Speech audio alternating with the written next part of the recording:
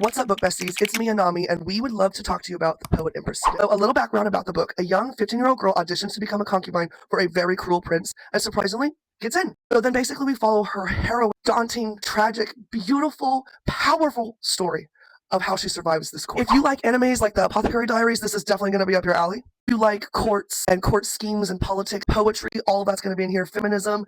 And if you like female rage, but this is the female rage, there's different types of female rage. Not all of it has to be burn the world down. Some of it is a quiet, simmering power behind the scenes. And that's what this is about. Okay, this book is one of the most amazing, beautiful, feminist works of art I have ever read. I believe as a person, like fundamentally who I am as a human, I believe that people can change.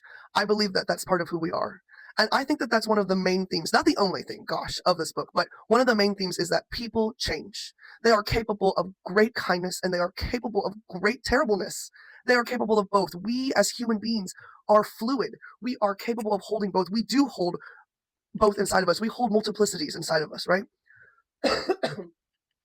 You can be both a good person and a bad person. There's really no such thing as a good person and a bad person. We're all very complex beings who make decisions based off of the circumstances that we are in. And sometimes those are really bad things that we decide. And it's really just that we decide those things so that we can survive.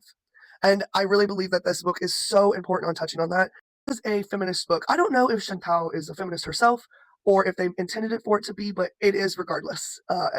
It is whether those things are true or not. If you're a book talker who's still confused on why reading and writing is political, I really encourage you to read this book. I don't want to spoil anything, but the end of this book made me cry and cry. I wrote in the margins, I wrote in the margins, to be able to read is to be free. So I don't want to spoil the ending, but some of you just aren't getting it, that reading and writing is so powerful. To be able to even write your own name is a privilege that women did not have for thousands and thousands and thousands of years, especially women of color. And so, this book just makes me so emotional. So I just really encourage you guys to read this. Oh my gosh, I'm actually crying. Oh yeah, this book is so important regarding the issues of the political act of reading and writing and who has had access to that knowledge and power throughout time and history, throughout generations of women, and what that has done to women and how they've had to survive without being able to write their own fucking name.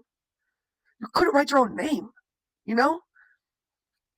Yeah. Another thing is this book is slightly sapphic. I wouldn't say it's full on sapphic, and it's not a romantasy either, before you guys think that. It's not a romantasy or a sapphic novel, but there's definitely tons of themes of what it's like to love and who you love and what it's like to love a woman if you've never even been given the chance or the option, or if women are always just using their looks to sort of get things and manipulate people. Do they love each other? It goes into like medical history. Women, especially royal women, used to, across the world, from England to China, have to lay on a bed in front of a bunch of lords and ladies to prove that they had lost their virginity and that they were pregnant in front of everybody.